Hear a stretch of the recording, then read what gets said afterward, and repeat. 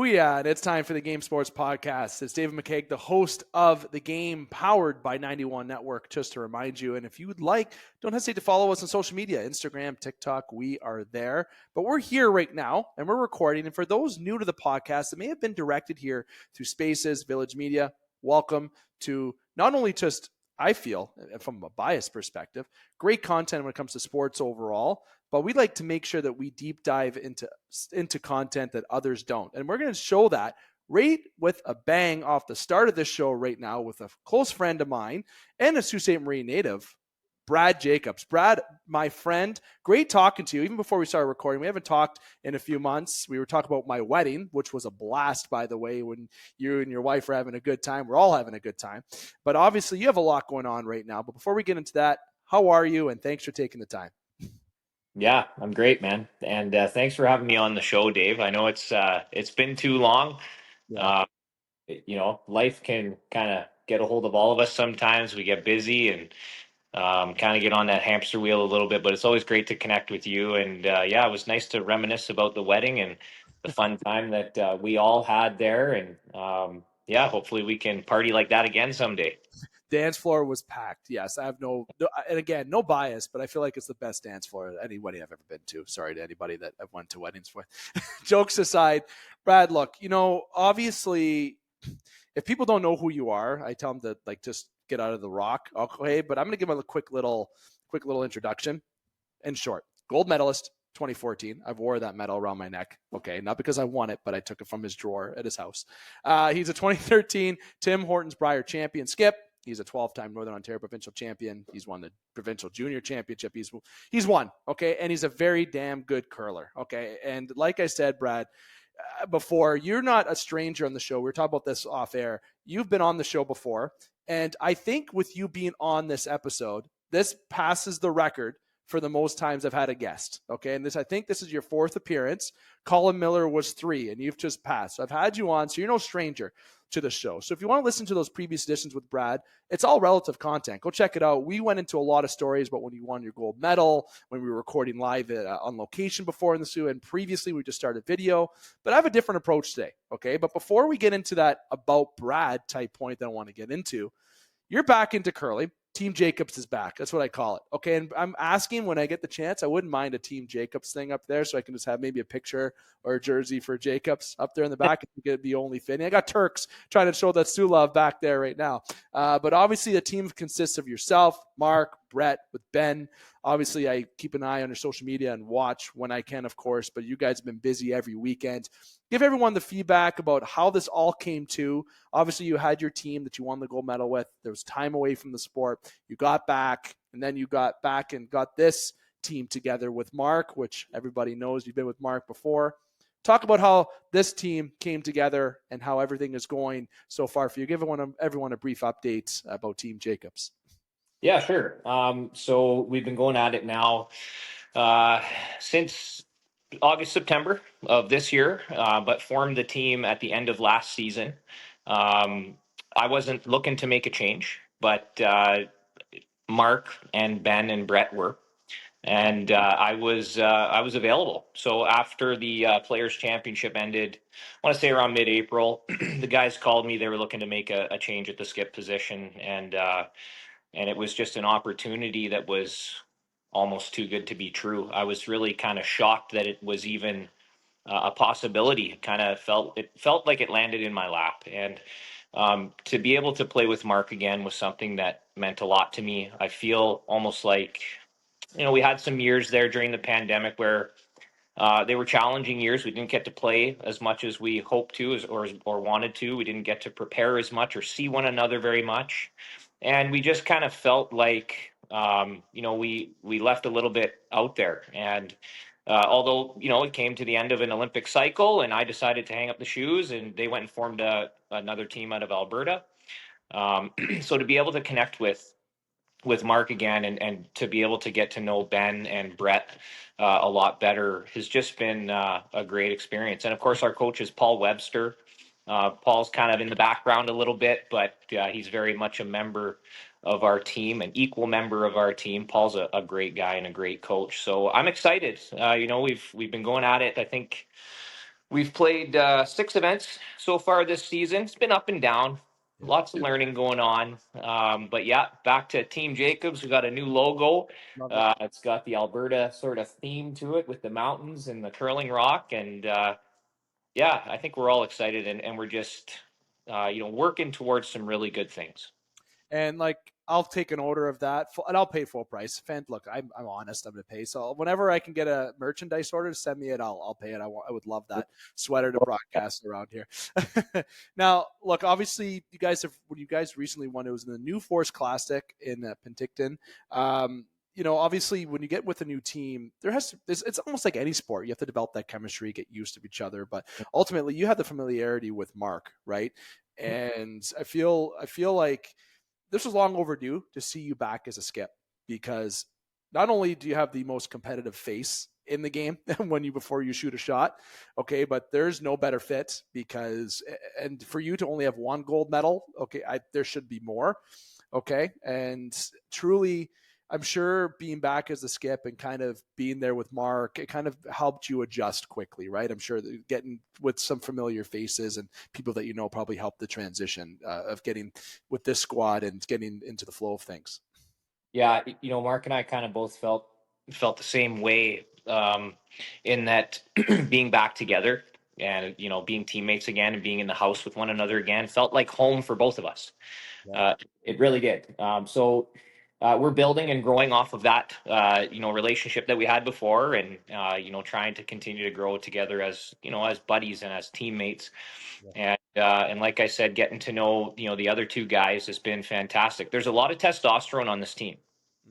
Make no mistake, lots of testosterone on this team. It's great. It's how I like it.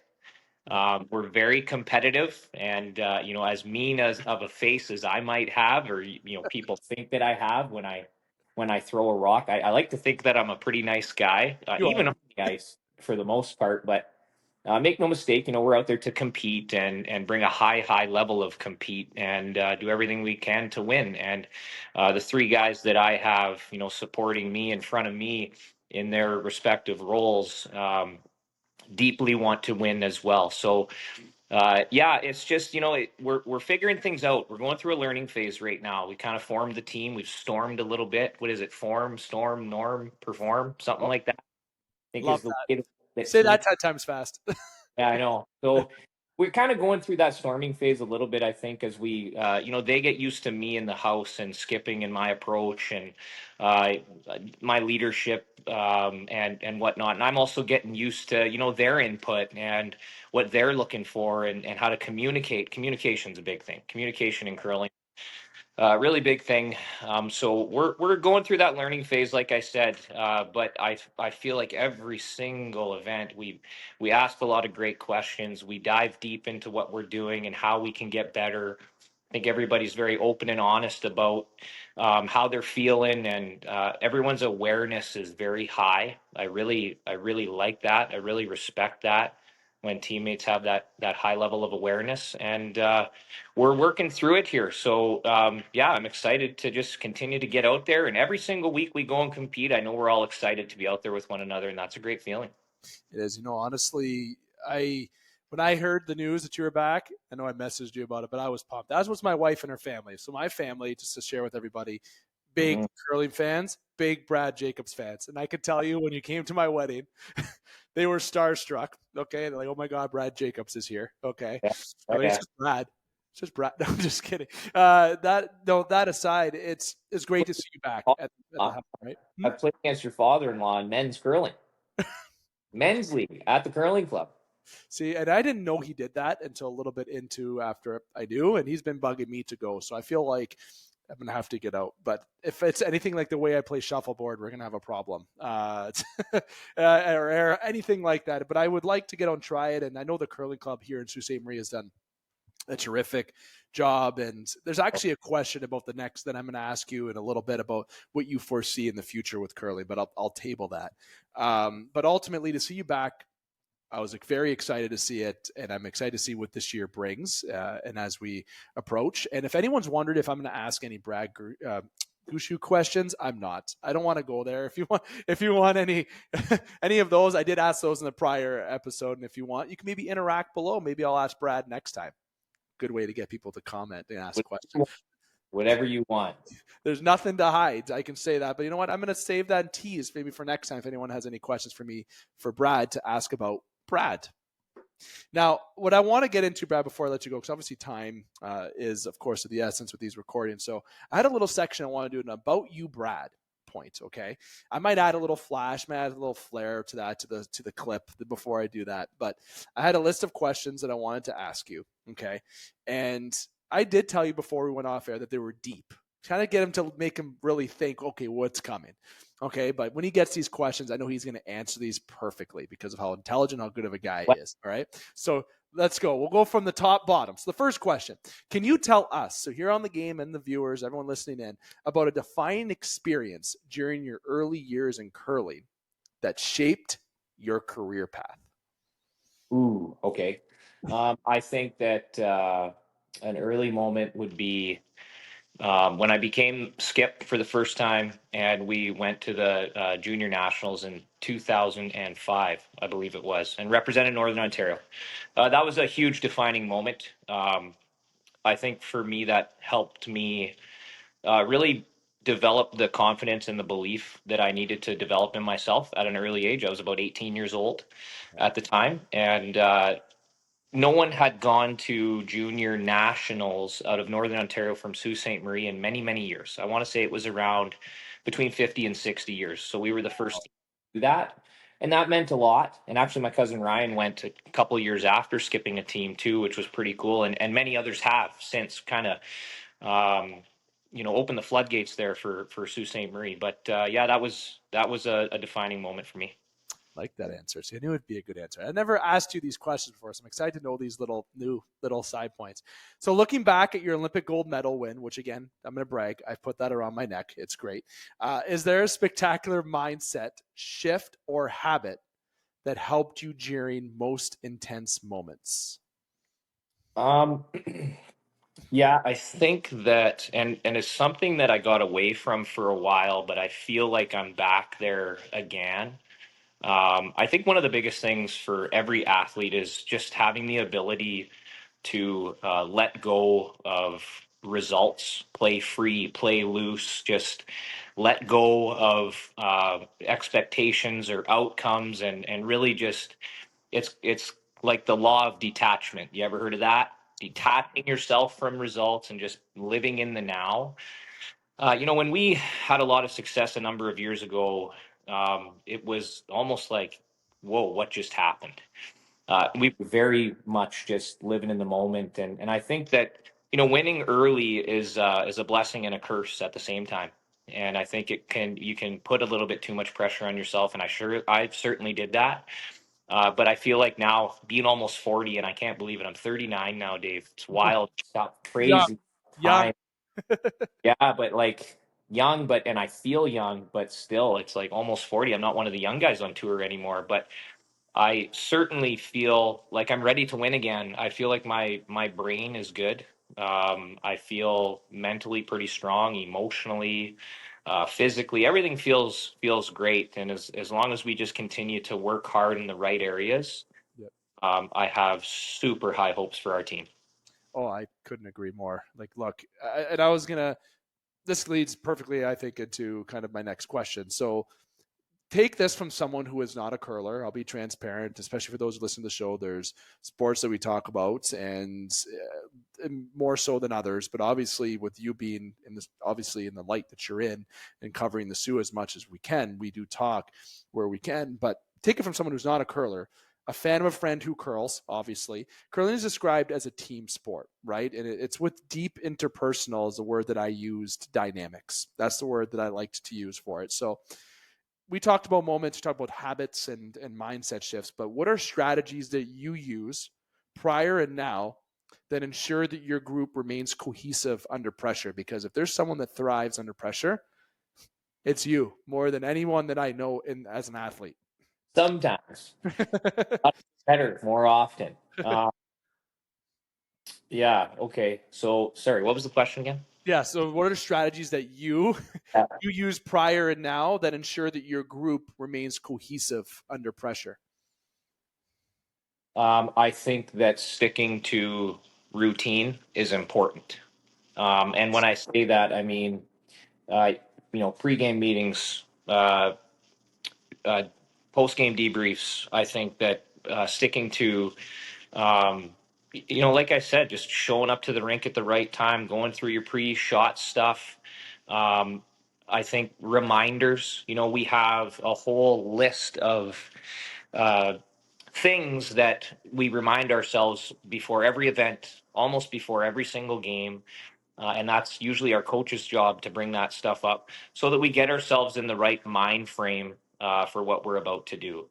And I think that sticking with those habits and those routines, it can become monotonous. It can become boring.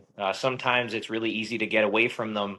But if you can always try to do that, I think it's gonna just ensure that you know what you're supposed to do, and you're level headed, and your emotional intelligence is high, and you're able to control yourself. So yeah, some of those things are those constant reminders, buddy. 100%. See, pressure can be, it doesn't matter what you do, if it's work, if it's sports. I feel like everyone has a different approach to how they handle pressure and a different view on how they take pressure. But I feel like pressure is such a good feeling to be under because it allows you to really grow as a person, successful or not, under that pressure situation. If you are successful in your shot, or if you're in a penalty shot in hockey, you're in game 7 of your whatever division that you play. Those moments are defining moments. Those pressure moments are defining overall, but it's helpful in growth as an athlete and as a person overall. There are experiences that you can take around. And as a team, everything is as a team sport in general is if it's curling, if it's hockey, the pressure that you have, nothing is better than doing it in a team. Okay, like I know I'm not a big golfer. Brad will second that too. I'm not the best golfer of all time, but I find that there a lot for golf. It's a very independent sport, right? You have that one. I enjoy the team involvement that curling has, that hockey has, that those sports have. But overall, either way, work, sports, pressure, it helps you grow. That's my honest opinion. So from 2014, this is something a little bit of a different take, but you were known, and this is a quote directly from the internet from multiple sports, Brad. Okay, this isn't from me. Fitness freaks. I'm sure you've heard that. Did you ever hear that before? I'm sure. We have, it was back then. We probably were more so than a bunch of other teams that were out there. I think we did help influence the fitness side of curling when we were younger. You look at men's and women's curling now. If you're not fit, forget it. Forget 100%. if there's any curlers out there that want to, male and female, become a professional curler as much as we are. We are professionals at what we do. You better be in good shape. If you're not, I don't know. Good luck. So that's a perfect way to give advice because I was going to say, how do you balance the need for strength, flexibility, and endurance? Yeah, yeah, Comes cool. to handling the strategy, right? It's how would you in the sport you need to have that strength, that flexibility, that endurance in any sport that you do. Yeah. So it's such a big strategy, especially for curling, right? You can't just be okay. I'm gonna get off my couch today and throw a rock down the ice. It doesn't go that way. Never that it was. It's never that it was that way. But I think you guys, yourself, and the team that you had in 2014 really stressed the importance of that athleticism to be a good imperative part of success, right? Yeah, you bet. And you need help. You need help in those areas. Like I'm not an expert at diet and strength and conditioning and all that stuff. So um, as I got older here, and I think I've been working with Tyler Belanger now since around 2019. It's been at least 5 years I've been working with Ty, but it's all strength, conditioning, mobility, core strength, and it's pretty amazing that at 39 I feel probably just as good, if not better, than I did when I was like 25. And Really? that's truthful, being truthful there. Like I feel quite good, quite strong, and I got to give Ty a lot of credit. I mean, I'll give myself some credit too, because if I'm not actually doing the things that he tells me to do, then I'm not going to feel that way. Yeah. but feeling pretty good. Feeling like, knock on wood, the longevity should be pretty strong because I would like to continue to do this curling stuff for a little bit longer. See, I see you doing that because of how much you have that self care, right? Right. It's I feel like I've let myself go a little bit, Brett. Not gonna lie to you. I think I'm definitely men's league shape. But jokes aside, two more on the spot questions. We'll call them about you, Brad. Questions that we have.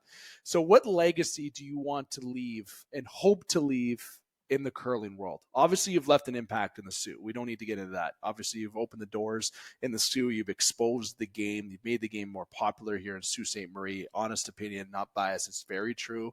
Your success and track record shows that. But what impact do you hope to leave in the world of curling as a whole? That's a good question. And I think that question is going to continue to evolve as I evolve and as I get older. Obviously, being that I'm still competing right now, I want to win. Yeah. I'd like to continue to, it's been a long time since I've been on a team that's won anything quite significant, and that doesn't sit well with me. Quite frankly, it pisses me off and it drives me to want to get on the podium again in some really big moments and some big championships. And in doing so, bring as I would say as many young people into the sport. That's always been a thing of mine, really, since I was in my mid 20s, early to mid 20s. I would say is bring as many young eyeballs to the sport as I can, and really showcase and show people that curling's a really cool and great sport because it really is. It's the ultimate team sport. Yeah. Nobody's sitting on the bench ever. Everyone's participating in every single shot and can make a significant impact. Um, the teamwork aspect of it is incredible.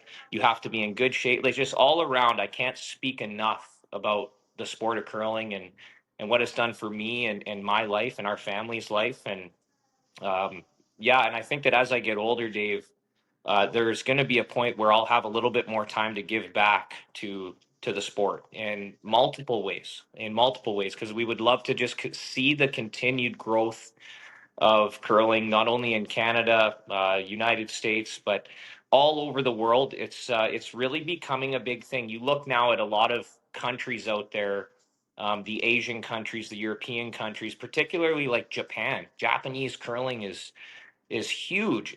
Curling is huge in Japan. The amount of teams coming up on the men's and women's side from Japan, it's unbelievable. So there's going to be lots of different opportunities, I think, for people like myself, men and women like myself, when we're done this thing, but while we're still playing, to continue to help grow the game on a global scale.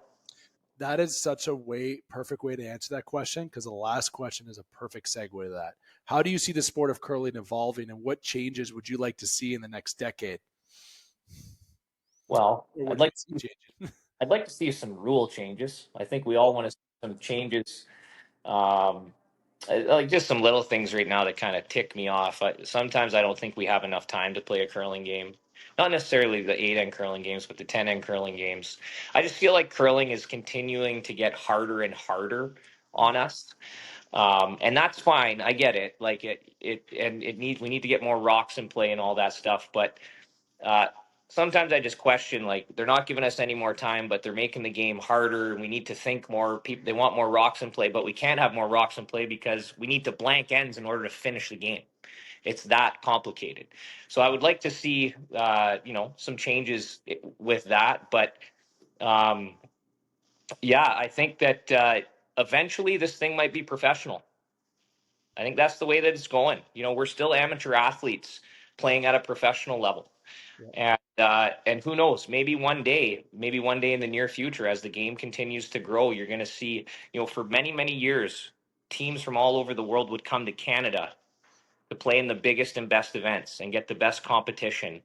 And now, since they've been doing that for the last 10 years, 20 years, you see how much all these other countries have grown, and they've solicited, help from a lot of other Canadian curlers to help build their programs, and it's been very successful. And that's part of the reason why the game is growing so much all over the world. But now you might actually start to see Canadian teams, and you know, there's still a vast majority of teams out there. There's lots of Canadian teams, but maybe we'll start to travel all over the world and play in events in other areas of the world rather than them always coming to us. But yeah, I could see this thing at some point. You know, maybe people like pickleball. You never know. Pickleball's becoming huge, Yeah, right? wild how people. How much I didn't know. I thought people were joking when they were talking about pickleball. I thought they were kidding. Not because I just didn't believe it was a thing until I saw it, and then people actually started doing it. It actually that's a whole level of athleticism too. Just like all the like tennis and all the like comparing them both, but separate. It's all these little things are coming up, and we're going to see these different sports. I think become bigger, and I think curling does deserve that next step. Fair to say, right? Yeah, yeah, I think we're getting close. We got a new ownership, the curling group, and a bunch of investors that are pouring lots of resources and capital into the sport of curling. It'll be really interesting to see where this thing goes in the next couple years, 5 years, 10 years. So I hope to be a part of that. Well, the one thing that I'll say that I want to see the next decade is another gold medal, my friend. Both. Another gold medal, my friend. Another one to put on in your house. I want to open the drawer and put them both on. Okay, just live the dream. Yeah, we'll try to make that happen. Awesome. Well, Brad, you know what? I went in a little extra with our time, so I do apologize about that. But you know what? I'm glad that we went in this direction with these questions because these are different, and I wanted to get to know that side a little bit more. And people that don't know Brad just know that he's been a winner, that you have a competitive face on the ice, that you obviously as the sport grows, I think you're going to continue to be a big part of it. But I like how you mentioned you see all these countries that are getting more involved. I'm very excited to see that as the decades pass and these other sports become more forefront. That includes curling, and you said pickleball. That's a great example. I might have to get some pickleball people on the show to come talk about it because it's absolutely nuts. Now, Brad, before I let you go, I wanted to kind of give you the floor to talk about where, of course, people can follow you, upcoming events, anything promotional, even give you the floor about any sponsors. I'm free and fair when it comes to that. So if you want to give any love to anything that's going on right now for you and your team and upcoming. Yeah, for sure. So right now, we have a Grand Slam event coming up in St. John's, Newfoundland in a couple of weeks. And then after that, we have another event in Swift Current. I believe that one will be streamed, but you can catch us on any of the Team Jacobs or Team Brad Jacobs social media outlets, Twitter, Instagram, Facebook.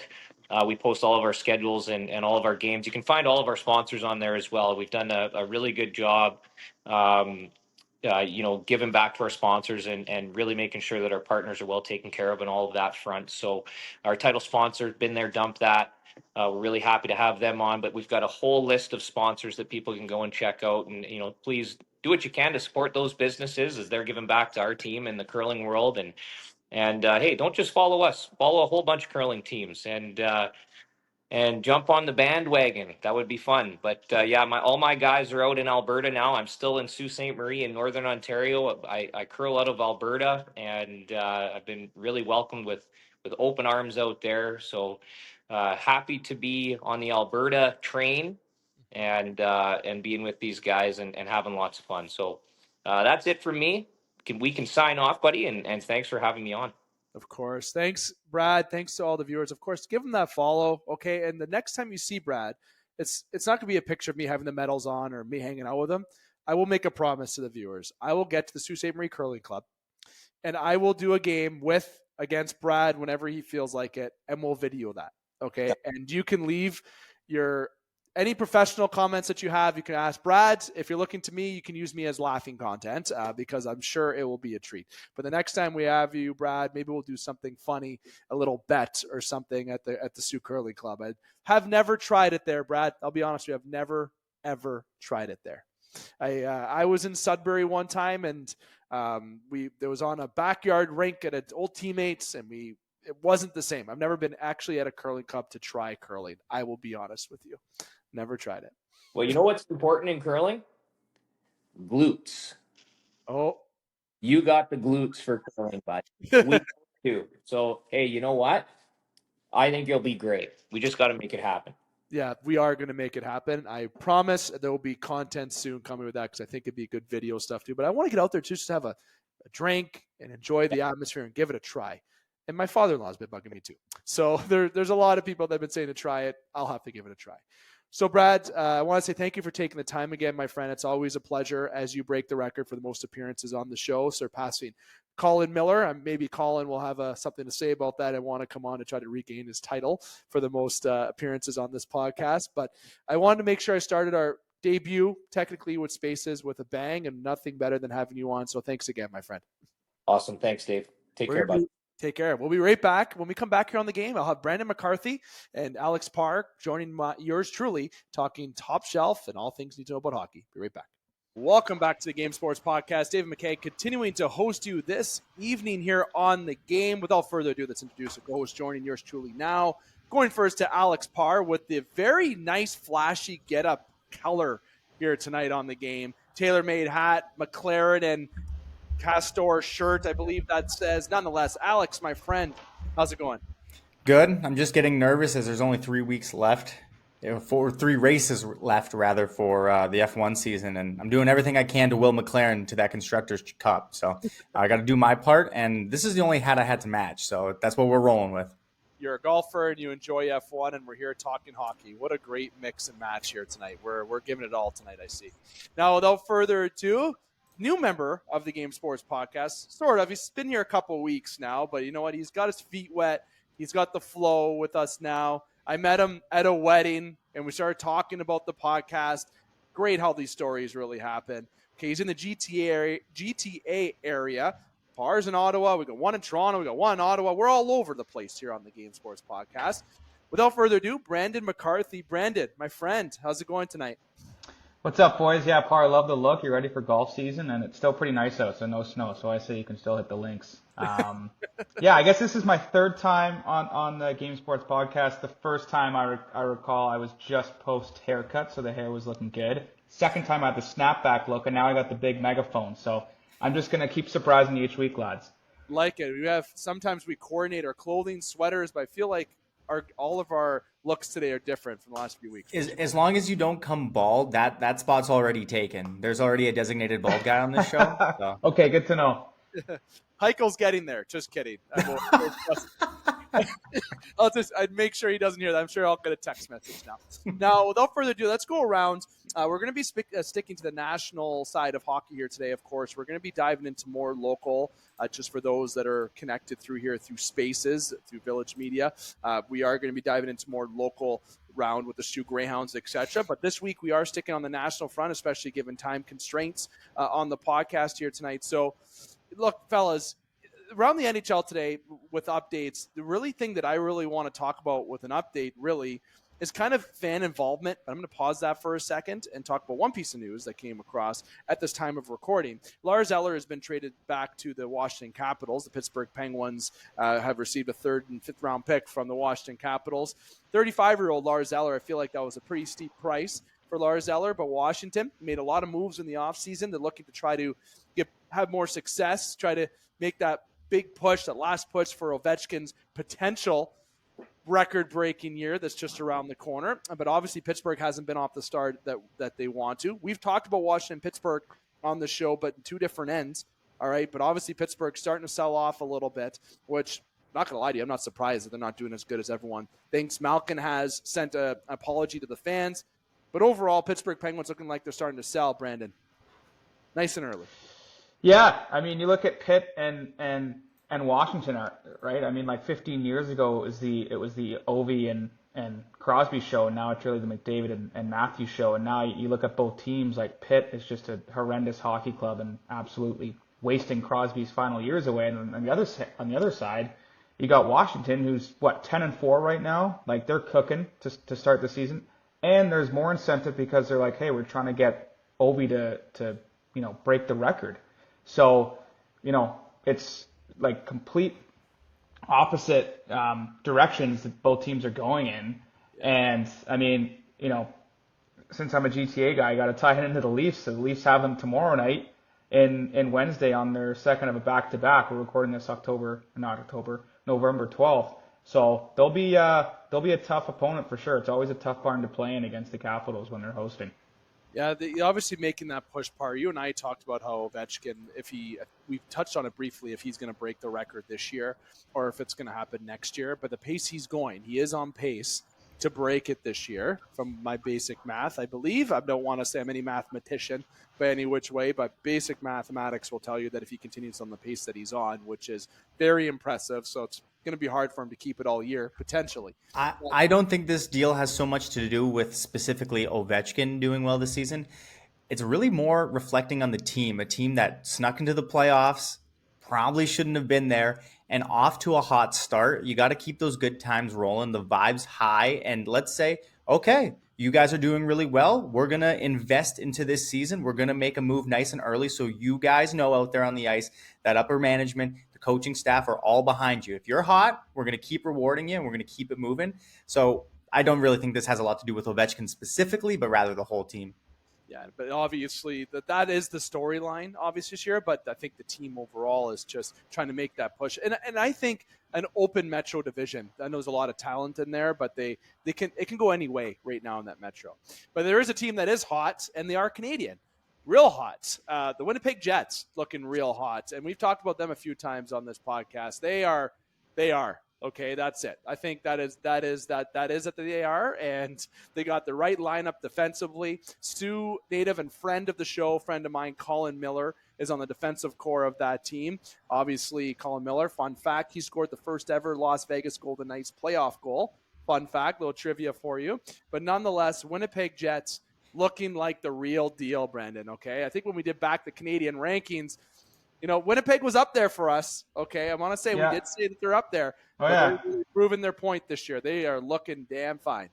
Yeah, I'm happy for them, man. I'm happy for the fans. I mean, it's been a really impressive start. And you think back a couple years ago, like it was some tough times, right? Like PLD left, Laine didn't want to be there, Wheeler went to the Big Apple, and then it's just like, oh my God, we got to get our big dogs locked up, so they get Hellebuck and Scheifele locked up, respectively, to long-term deals. You get Lowry as captain, a couple disappointing playoff exits, and now it's like, okay, it seems like the group is really gelling. Kevin Cheveldayoff has done an excellent job of adding complementary pieces too to surround the core, and Hellebuck's been an absolute stud. Of course, don't want to bury the lead, and they're cooking right now, and their only regulation loss is against the Toronto Maple Leafs. Very good point. I'm sure Jesse Pollock will love that. I don't mean to give him any shout-outs, but I love to watch his reactions when Toronto beats Winnipeg. There's literally almost nothing better to watch. And Parr, you and I talked about last year, if Winnipeg actually would have gotten the goaltending that they got all year, they likely could have beat the Colorado Avalanche to go on in that playoff. But this is a team that is built for playoff hockey, man. This is a team that should be in the playoffs, and it's good to see them be hot. Yeah, I wanted to look up to see, because they're now the team with the best start in NHL history, who they had topped for that. Because what always worries me about teams that get hot either at the beginning of the year or February, or these times where being hot, like this isn't the time necessarily to do it. Like you want to see that team hot late April, May, June. So this is great. But let me, be the bearer of bad news for Winnipeg Jets fans that this won't last forever, but you do need it to pick back up at another point. So keep riding it. Wipe that little mark, that one L you have on there. I forget who gave it to you guys again, though. Wipe that off. Don't even worry about that. And just keep it rolling, but temper expectations for sure. It's a long season. It is. Now, Parr, speaking of expectations, I'm going to use that towards the podcast a little bit. I feel like we got expectations to really deliver on content. I feel like and how this relates to my point is I am going to bring up something that was discussed by us. I believe it was just over a couple years ago, and it was something when we just started introducing ourselves to the video world on YouTube through 91 Network. We talked about signs in hockey arenas, okay, and we talked about signs at sporting events. And I got pretty passionate about it. I'm not going to repeat that. If you want to check it out, it's a searchable. You can search Signs, the Game Sports Podcast. I believe. I'm not going to tell you the title. If you want to look it up, you can look it up yourself. I'll give you the work to do it. But we talked about how in 2002, when I was a young lad, 11 years old, I had a sign for CBC. And it said Cujo's best for Canada. That's when 02. Obviously, Cujo was the goaltender in Canada before he got hurt and Brodeur stepped in. And I was a young lad standing near the front row behind. We got tickets at obviously at the time, the ACC, standing behind the net, and I was holding the sign up for like the whole third period. Okay. And my uncle was videotaping the game, and I actually got put on camera. Okay. And I have that video as a kid. And if I can include it on here, I will definitely share that. Okay. But there I am, this young guy. And I saw it on a picture my dad was showing me recently. And there I am, blocking the poor guy's view behind me, okay? And these are not cheap seats at Toronto, okay? Even back in 2002, those were not cheap seats, okay? So there I am blocking the sign. I know it's a kid just enjoying his game, okay? And I'm sorry to that guy in advance. I'm sorry if you didn't really get to watch the good Montreal-Toronto matchup that was there that night when Toronto got the win. But I want to get your guys' feedback about signs at sporting events. And I'll just say it one more time. I don't think they should be a thing. I don't think you should obstruct view.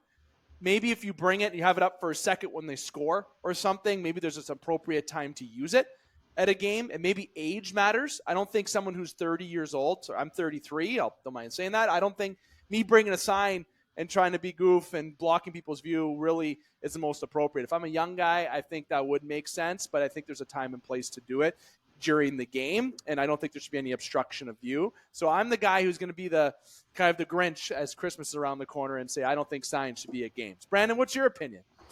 I'm going to go even further, and I'll call you the Grinch. I'll call you Scrooge, because anyone who doesn't like signs at sporting events can take a lap. I mean, in an age where social media has just dominated sports, and in good ways, but also some bad ways.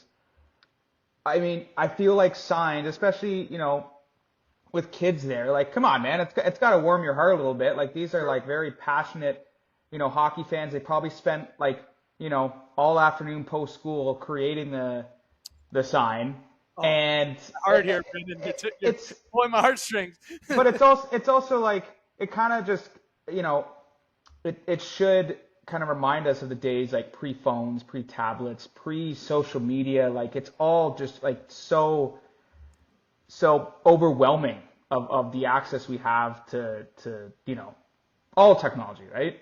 So having like physical signs at games, I think is great. I will like say that yes, there is a time and place for it. Like, if it's like overtime and Buddy's standing up with a sign, it's just like, okay, buddy, maybe just relax. Like, but I think it's great. And, you might not see them as often in the platinum seats like you did, Dave, there in 02 with Cujo between the pipes, but just because all the suits are at the Platinum Club, as we talked about before in our previous podcast. But I think it's great, and you know what? It's an easy thing for a cameraman to spot out, and I think a lot of the signs that do get shown on screen are pretty clever. That's funny. That's a good take. You pulled my heartstrings a little bit there, Brendan. I said, come at you there. All right, how about you? What's your point? Yeah, I think anything that makes the fans more involved is really important. I always talk about how European hockey has crazy fan involvement with their chants and their cheers and their dancing and their horns and everything. And soccer, it's so crazy. And that fan involvement, I feel, is really missing from North American sports. And this is one of the few things that we do have that can translate, like a kid trading, some Skittles for a puck to a player. That's cool. I don't hate seeing that. Well, I see it up with the glass. I see what you mean about when they have a give me a skit. Okay. Yeah. But Didn't think of that.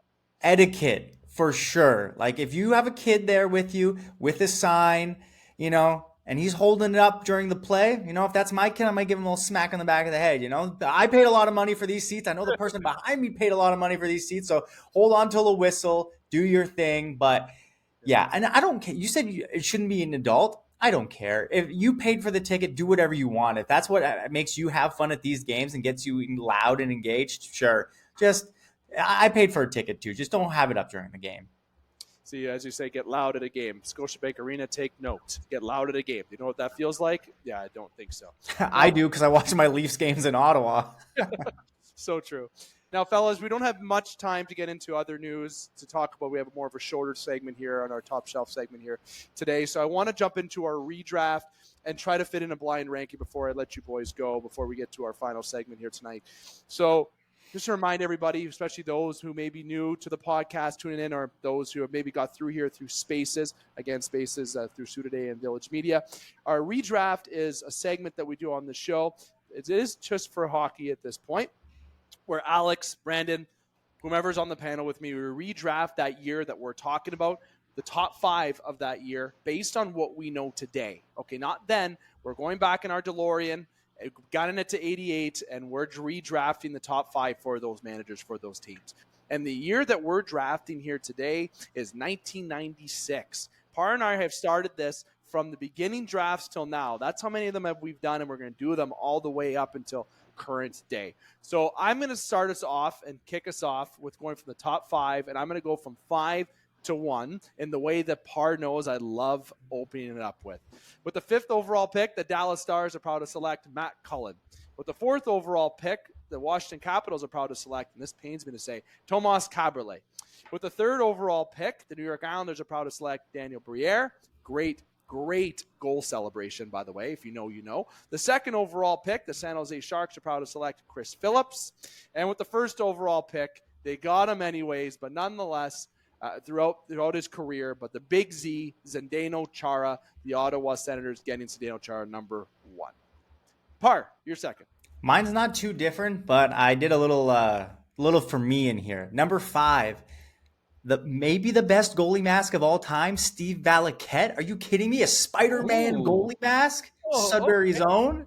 Selfish way. I like that. Yeah. Oh, I got the Lego Daily Bugle hiding over my shoulder here. I got to give some love to a guy that knows some good media. Are you kidding me? Number 4, Caberlet as well. At 3, I had Matt Cullen. Number 2, I had Daniel Briere. And without a doubt, it's Big Z at number 1. 100%. Brandon, redraft. This is pretty much your first official one, I think. Yes, I believe so. Okay, number 5, I'll go Fernando Pisani.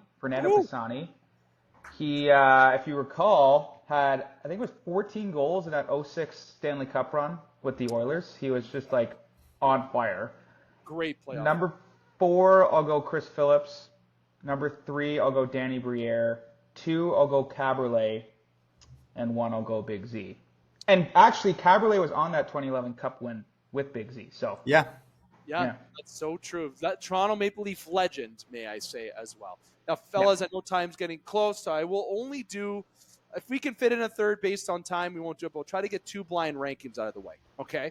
So what I'm going to do with the blind rankings is Parr and Brandon, so Alex and Brandon, I'm going to tell them the question, and they're going to go back and forth to try to come up with a decision together on what that is, okay? And there's only 5 options. All right. This question is rank these cities based on their current NHL team's fan base and culture. That's crazy. Oh, my God. Okay. All right, Parr. I'll talk to that. Number 1. What city do you hate the most? Who are we throwing under the bus here?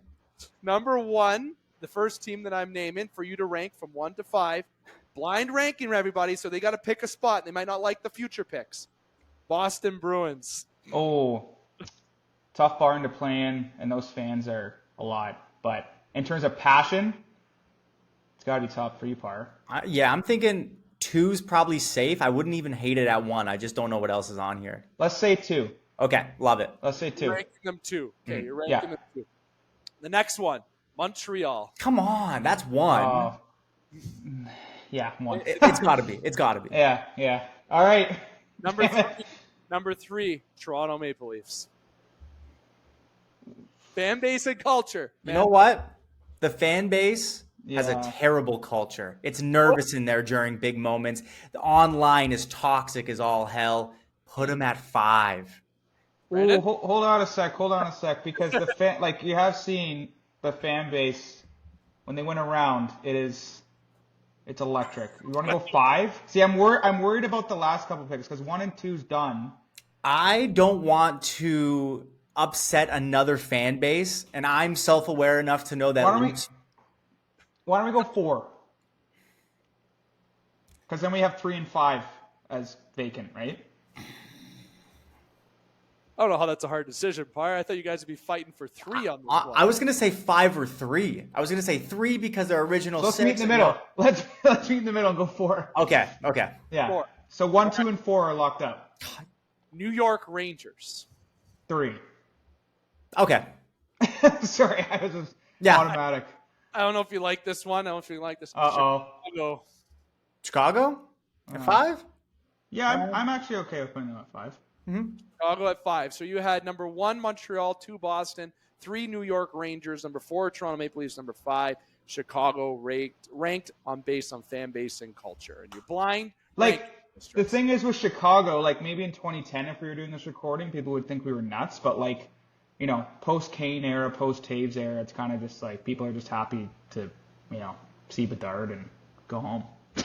Good points. Now, one more blind rank. I think that was good. I like that. If we can fit in a third, we'll see, but we'll do one more for sure. Rank these hockey moments by how unforgettable they are. Ooh, Nikes. Okay. Number 1, the Miracle on Ice, 1980. I know you weren't alive for a couple of these, but we know these moments. We know these moments, okay? 1 to 5. Miracle on Ice first. They didn't even win the medal in that game, though. So, I mean, that would be number 1 if we were talking about like participation ribbons and consolation prizes. I'm assuming these moments are going to be attached to winning something, and I'm going to put, I would say 5. I'm going to assume the rest of these moments are all attached to winning or very sentimental moments. All right, let's go 5. Yeah, that's right. Canada, baby, number 1. With the nation's face-off around the corner. But nonetheless, next one, Wayne Gretzky's record-breaking goal for his goals and points. That was big. Both. Goals and points are combined into one, but let's say goals. I think probably 2. I think I know where Dave. I was sitting around 2 or 3 myself, so if you're saying 2, I'm down for 2. 2. Yeah. Sidney Crosby's golden goal in 2010. Yeah, I mean, come on. Uno. Bobby Orr's flying goal in 1970. 4. Didn't even score it when he was in the air. He just jumped after in celebration. Come on. All right, slot him in at 4. That means we got, what, 3? 3 left. And number 3, that means you put Ray Bourque lifting the Stanley Cup in 2021 as your 3. I love it. I think that's perfect. Yeah, I like that. Number 1, Sidney Crosby's golden goal. Number 2, Wayne Gretzky's record-breaking goal / points, but we went with goals. Number 3, Ray Bourque lifting a Stanley Cup. Bobby Orr's flying goal at 4. Miracle on Ice at 5. I like that. I like both. Now, do you want to do number 3? Do we have time, do you think? Why not? Yeah, throw it in there. All right, number 3. Rank these iconic NHL trades based on their impact. Ooh. These are good ones today. I thought these through. Give us 5 more. No. Number 1, Wayne Gretzky to the Los Angeles Kings. I had to make sure I threw the team in there, what trade it was. Yeah, I started off hot on a couple of them. Impact, that was the trade that was never supposed to happen. So, like, culturally, that'd be number 1. But he never went on to win another cup. That was such an impactful, like, at the time, like, historic, impactful. It's 1 or 2. Yeah, I think we got to go 1, man. Okay, yeah. I don't know what tops it. Like, yeah, we'll see. Phil Esposito to the Boston Bruins. Stu Boy, little Stu love for you guys in Sault Ste. Marie. Phil Esposito.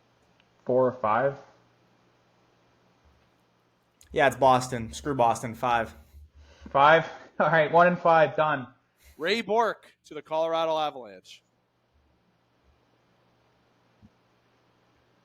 Still 2 or 3 to go, so think of that. Let's go 3. I think 3 is conservative. Yeah. 3. Okay. Eric Lindros to the Philadelphia Flyers, may I add, on his own accord. I thought you were going to say to the Leafs.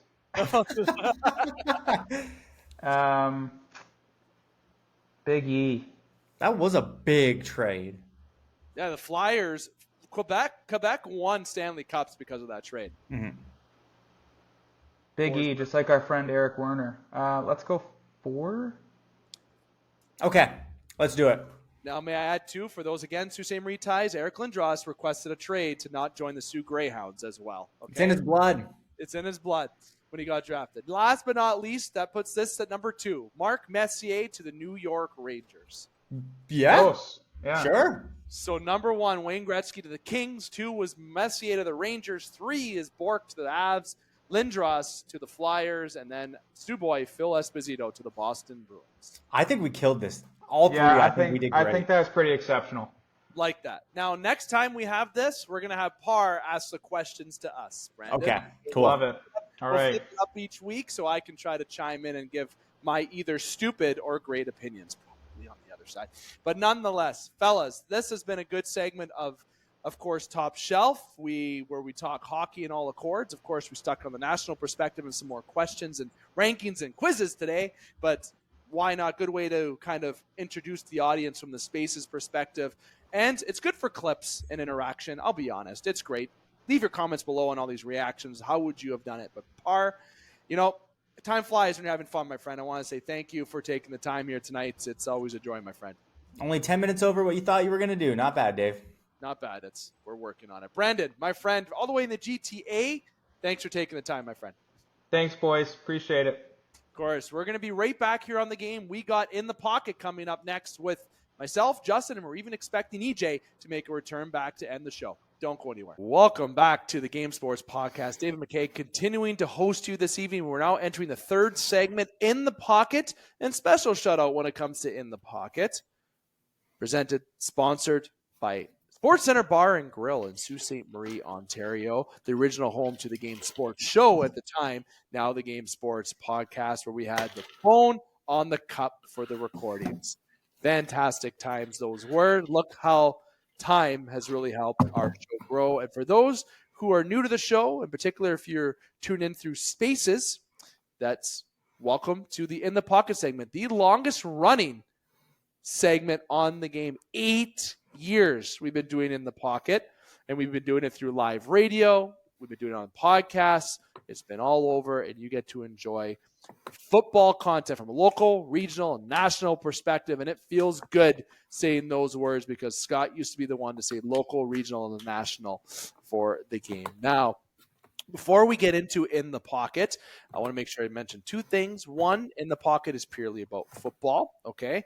We try not to keep and bring in any other sport references, as I say as a joke. If you know, you know, okay? But the second thing is EJ is making a return after a brief absence away from the show, and I wanted to give you the floor, EJ, as per your request to address that.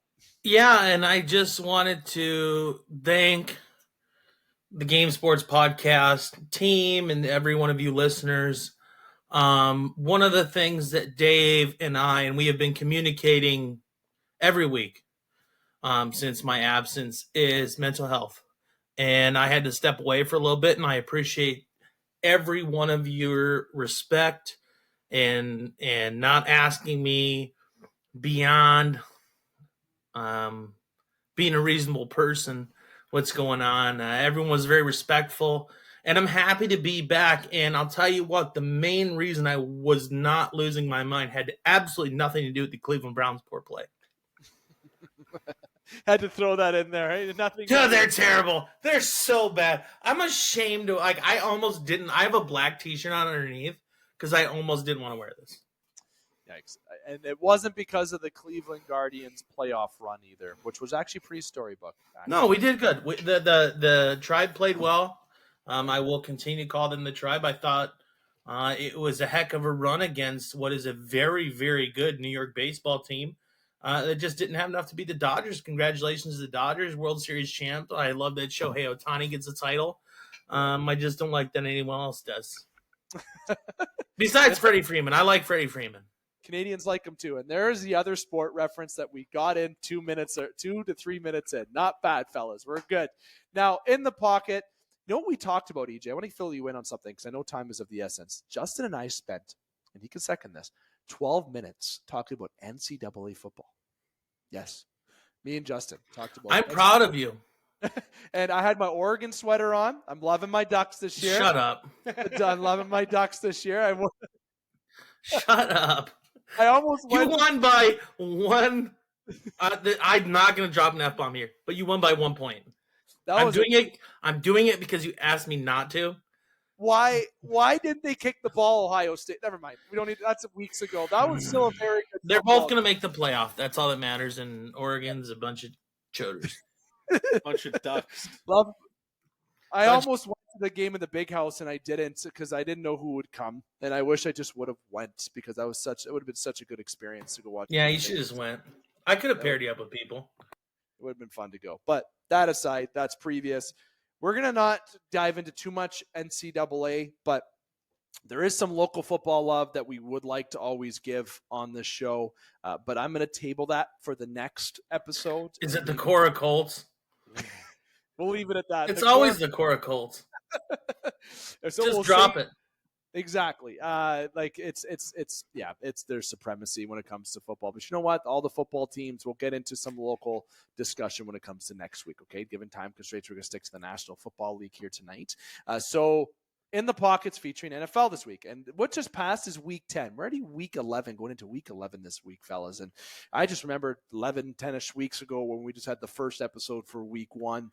And we we're all excited that the season's here. And now we're blinking. We're at the halfway point. Pivotal weeks incoming for a lot of teams. Divisional movement is going to be very wild when it comes to the NFL. Last week was quite the week, especially the Thursday nighter between the Bengals and Ravens was absolutely insane. Burrow does what he does last week and still loses, but Goff throws 5 interceptions, which stop with Goff being in. He had one bad game, drop it. But Burrow winning, but Goff losing. You got to think Burrow's punching air today, okay, given what he had, or the other day, given what he had to experience and watching other teams win. But last week, I'd have to say the game of the week in Week 10 was the Thursday nighter. That Ravens-Bengals game was a doozy to watch. It was awesome to watch. No bias. The Steelers game, I think, was great to watch. I didn't even pick the Steelers, my favorite team to win last week. I picked the Commanders, but the Steelers won that game. That was exciting. And like that Lions-Texan game was fantastic too, despite the interception debacles going on. I will not talk about the Panthers-Giants though. I did not really watch the Germany game. You know what? It wasn't awful.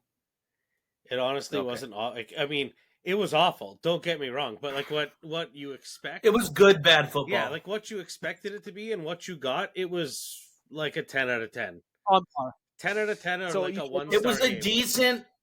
decent international game between teams you don't care about. Yeah.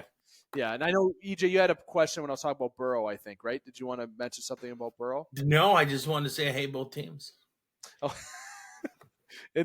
honestly, Burrow is going into a grind this year, 4-6. Like the Ravens too, or Henry, Jackson.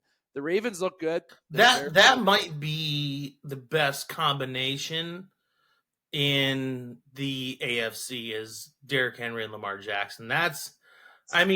JOK went, go back to that Ravens-Browns game where the Browns won from a few weeks ago, and JOK stood up and got hurt on that hit against Derrick Henry.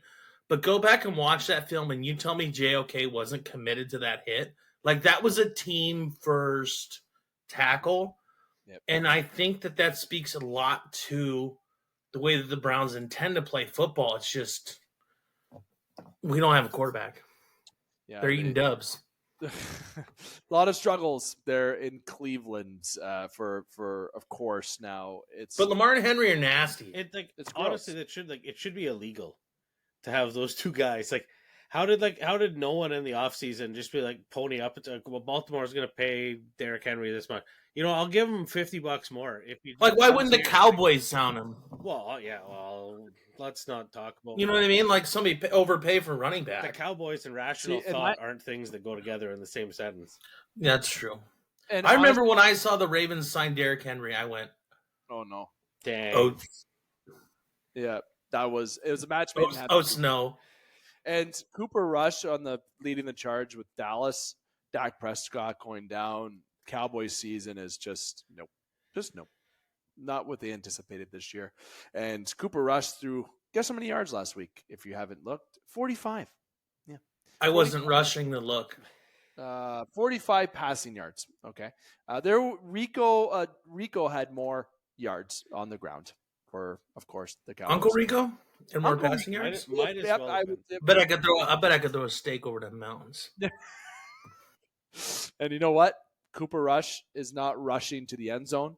He's not rushing his throws anywhere. I'm really throwing bad analogies, but that atrocious. The Cowboys, I think it's time to think of next year. Okay, that's the point that the Cowboys need to start being at here. They're done. They're cooked. They're rushing on to next season.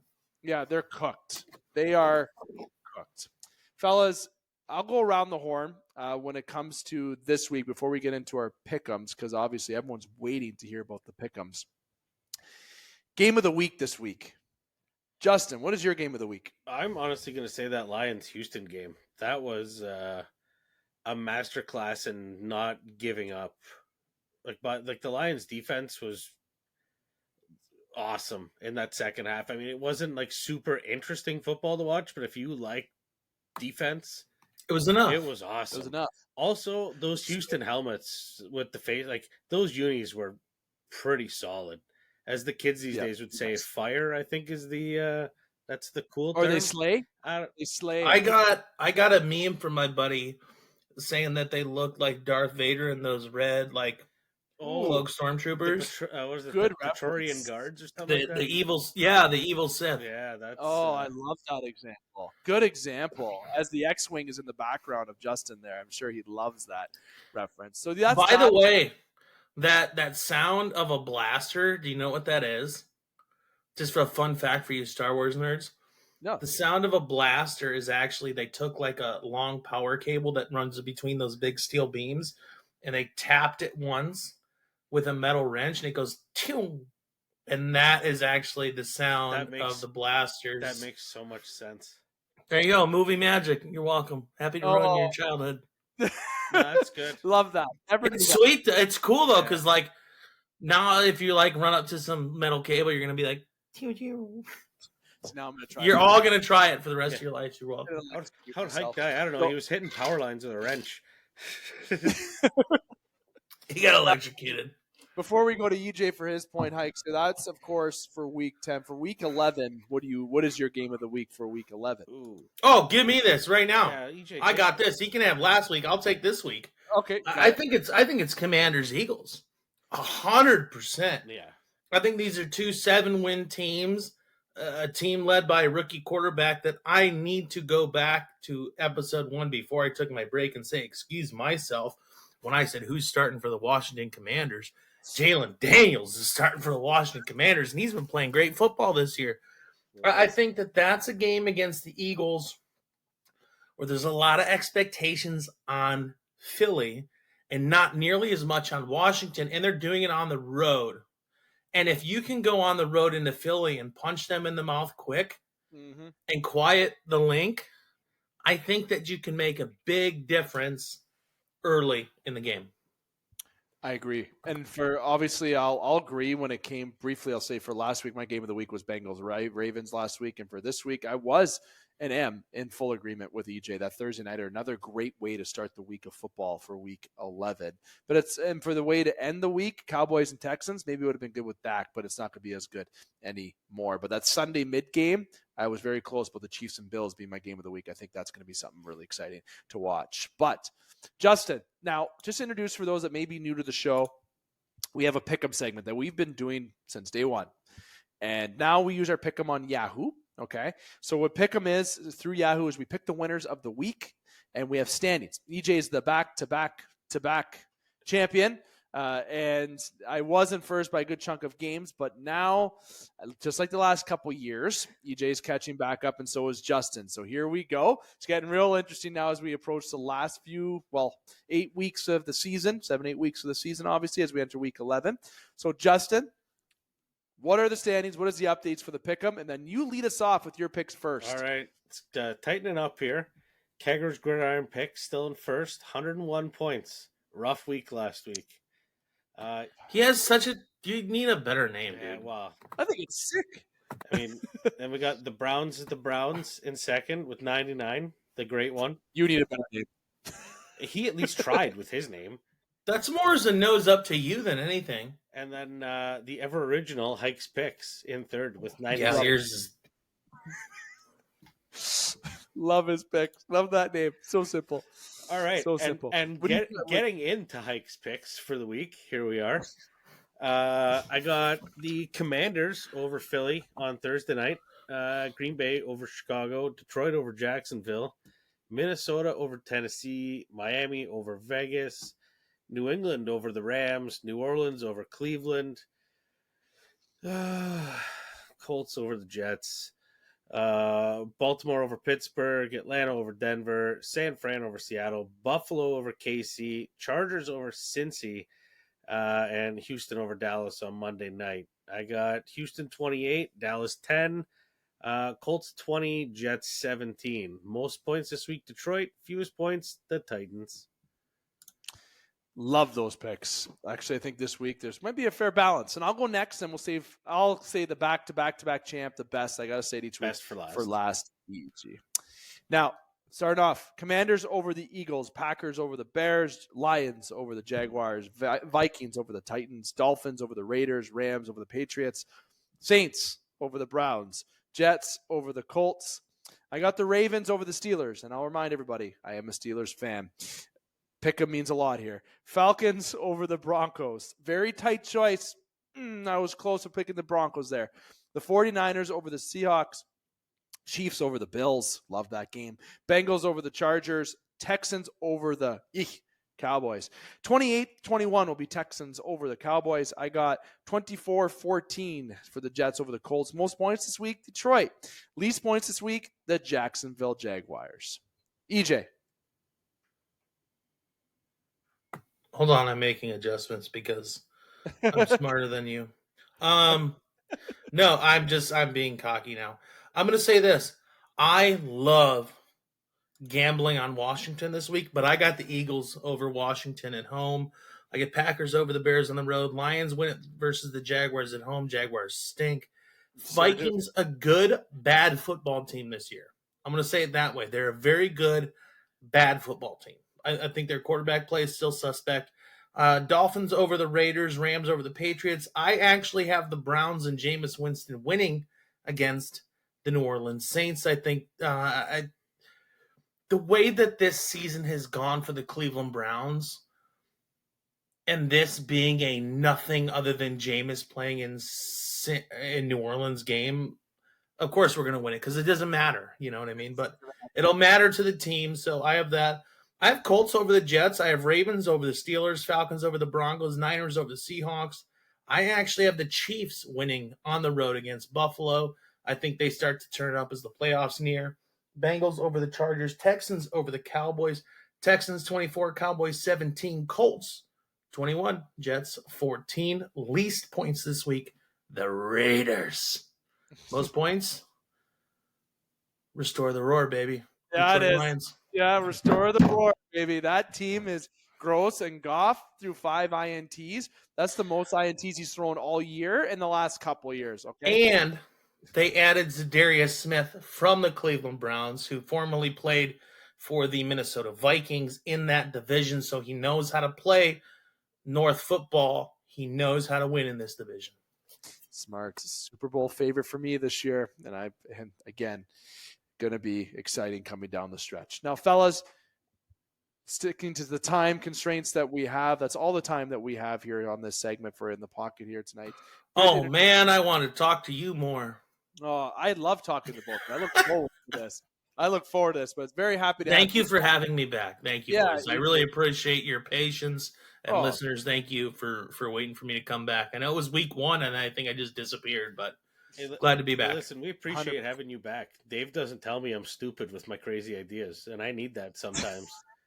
All right, Well, I'm glad to be honest with both of you. I've been gambling on. And by the way, let's be honest. That Marty Turco jersey in the background is not working for you. Friend of the show. I like Marty Turco. No, don't get me wrong, but you're not a Dallas Stars fan. No, Like, put that on your other wall.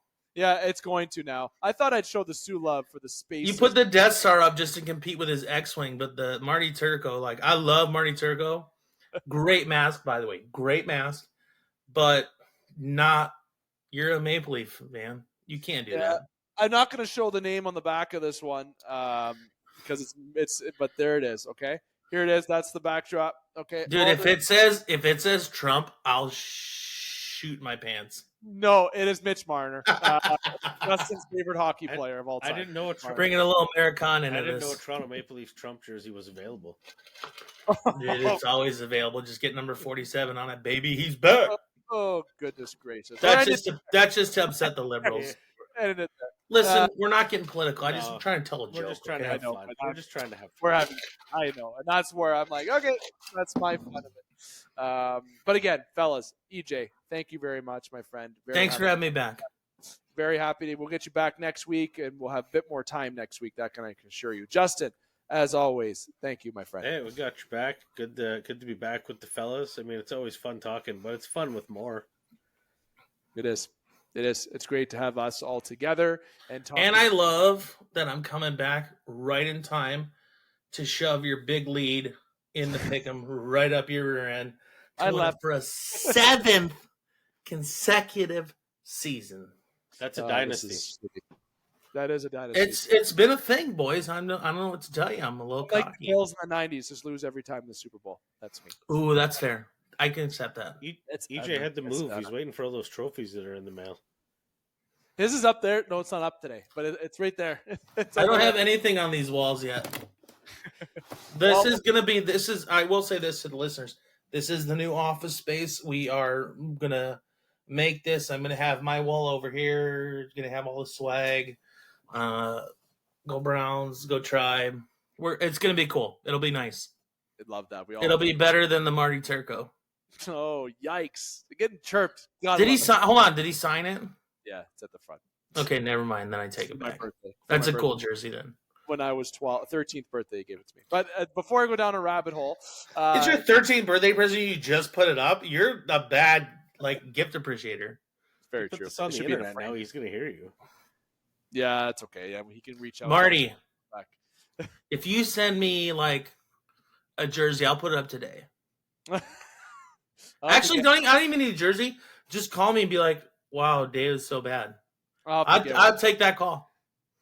EJ, Justin, thank you. Alex, Brandon, thank you as well. And of course, to the one who opened the show with me today, Brad Jacobs, thank you very much for taking the time. It was fun. It's great to have the 3 segments together. Great having EJ back. I mean, football, hockey. We've talked curling today. It is fantastic. And on behalf of everyone here on the Game Sports Podcast, thank you for tuning in. Make sure you like, follow, and subscribe on all the platforms, social media. That's TikTok, Instagram, Facebook, on the 91 Network YouTube page. And if you got tuned here, though, let's make sure to broadcast that.